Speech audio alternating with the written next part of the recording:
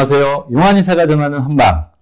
지금은 이제 뭐 최근에 저스틴 비버라든지 아니면 드웨인 존슨 이런 분들이 이제 많이 하시고 있는 그 부항, 커핑에 대해서 좀 알아보도록 하겠습니다.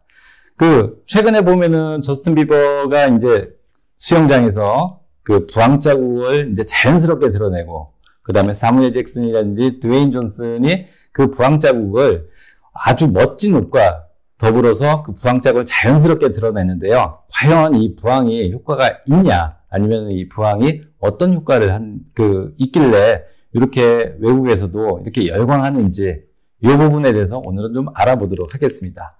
이게 부항이라고 하는 것은 우리가 커핑이라고 부르기는 하는데요. 이게 유리컵이라든지 아니면 요 플라스틱 컵으로 해가지고 우리가 당기는 기구를 이용해가지고 음압을 이용해가지고 이제 하는 그 요법을 이제 부항요법이라고 얘기를 합니다.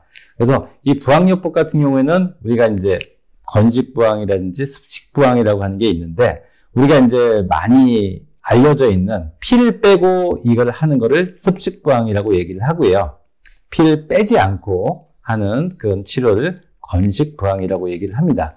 근데 이 부항요법은 이게 이제 아무나 이렇게 할 수 있는 그 부분이 아니라 의료행위라고 하는 한의원이나 한방병원에서만 할 수 있는 의료행위이고요. 이거는 이제 건강보험에도 적용이 되는 의료행위라고 하는 부분을 꼭 알아두시길 바라겠습니다.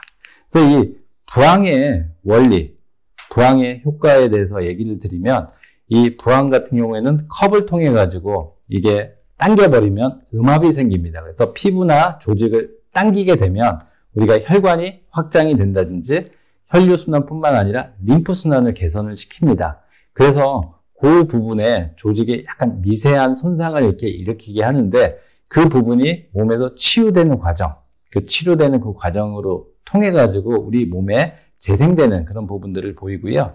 특히나 근육통에 있어 가지고는 이 진통 효과가, 이 부항이 상당한 효과를 이렇게 보이고 있습니다. 이게 한의학에서는 기혈의 정체를 풀어준다는 의미에서 석은활락이라고 얘기를 합니다.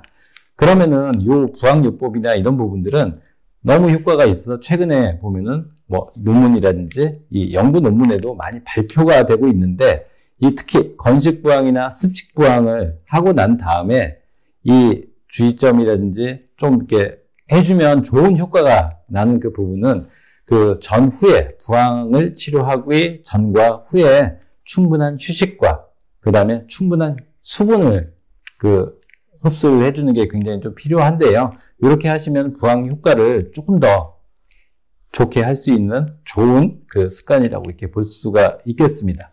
그래서 이 부항 같은 경우에는 특히나 이게 근육 이완하고 통증 감소에 굉장히 좀 중요한 효과가 있는데요. 특히 긴장된 근육을 풀어주고 통증을 완화시키는 데 도움을 주면서 회복을 촉진을 하는데, 특히나 운동 후에 이 혈류 증가를 개선시켜가지고 이 회복 시간을 굉장히 좀 빠르게 줄여주는 효과가 있습니다. 두 번째는 면역이라든지 림프 기능을 활성화시켜가지고 염증 반응이라든지 면역계를 자극해가지고 우리 면역 기능이라든지 이런 거를 좀 항진시키는 그런 효과가 있습니다.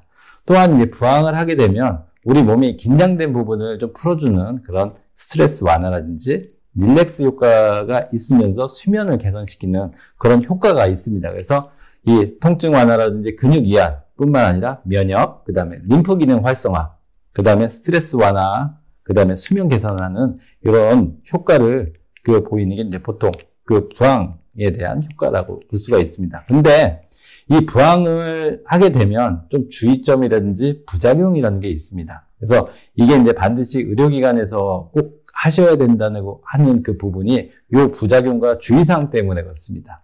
특히나 우리가 많이 부항을 하게 되면 보이는 게 멍자국이라고 얘기를 하는 그 자반.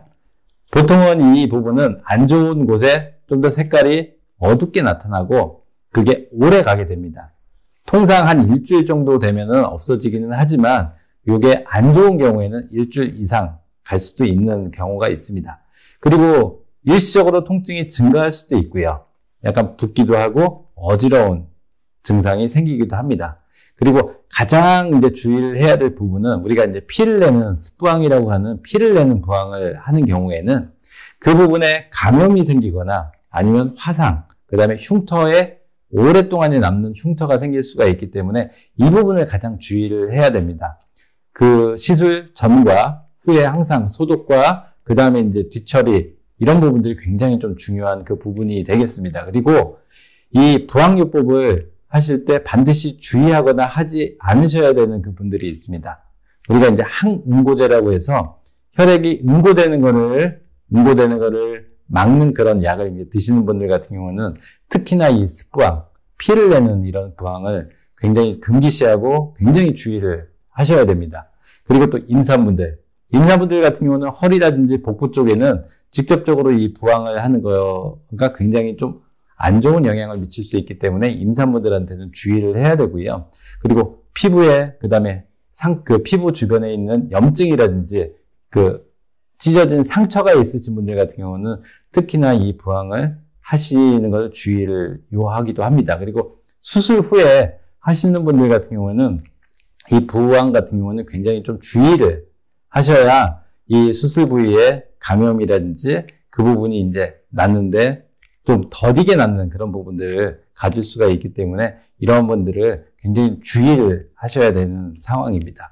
그래서 이 부항이라고 하는 거는 우리가 이제 의료기관에서 할 수 있는 의료 행위입니다. 그래서 반드시 이 부항, 특히 이 피를 내는 스부항의 경우는 그냥 혼자 집에서 하시거나 아니면 어떤 사우나장이나 이런 데서 하시는 거는 굉장히 주의를 요하니까 그런 부분들은 굉장히 주의를 요하리라고 생각합니다. 지금까지 우리가 많이 하고 있는 해외에서도 유행하고 있는 그리고 열광하고 있는 부항요법에 대해서 알아봤습니다. 다음 시간에는 또 유익한 정보를 가지고 만나 뵙겠습니다. 감사합니다.